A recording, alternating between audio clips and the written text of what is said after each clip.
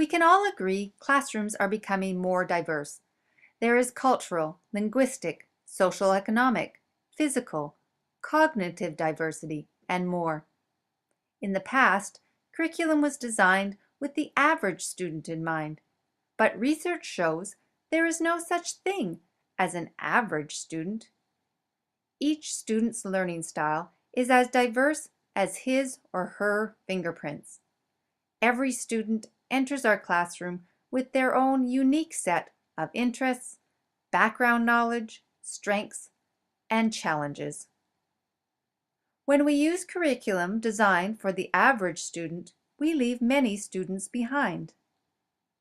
What if we could design learning activities so they were accessible and understood by all students? Meet Anne. She teaches grade 4 at West Shore Elementary. Recently, Anne has noticed that throughout the day, not all of her students are engaged. She feels bad, but she's not sure what to do about this. In the staff room, she asks Beth for advice. Beth used to feel the same way. Last year, she went to a workshop about Universal Design for Learning, UDL. Now she designs her learning activities using the 3 main UDL principles: multiple means of representation, multiple means of expression, and multiple means of engagement. She has noticed a big improvement. Universal design is a concept from architecture. For example, curb cuts. Curbs presented an obstacle for people in wheelchairs. So, curb cuts were introduced as a way to make public spaces more accessible. Turns out, it helped others as well. People pushing strollers, pulling suitcases, rollerblading, and more. When you start a design concept thinking about people who have unique needs, more people benefit. This concept is now being brought to the world of education in the form of Universal Design for Learning, or UDL.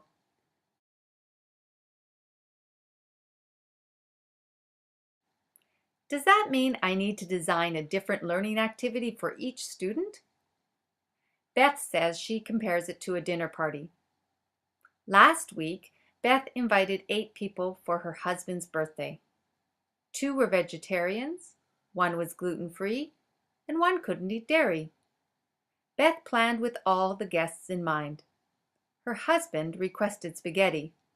She cooked rice noodles, prepared a tomato sauce, and added beef to half.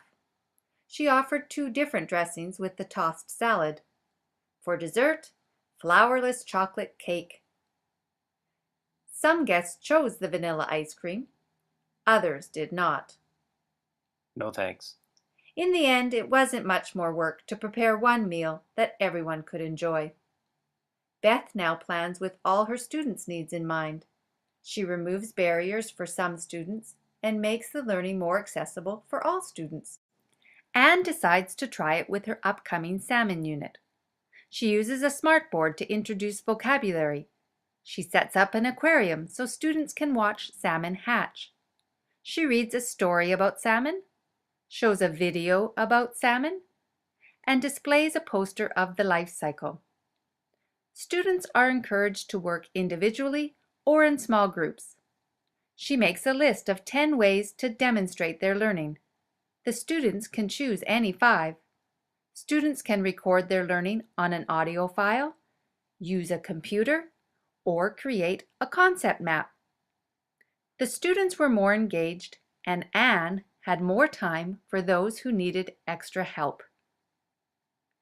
Anne now uses Universal Design for Learning in other areas. She has a class visual schedule, a large time timer. All students are offered pencil grips, fidget tools, headphones, and wiggle cushions. Ideas recommended for students with specific needs can increase success for all students. Try it for yourself.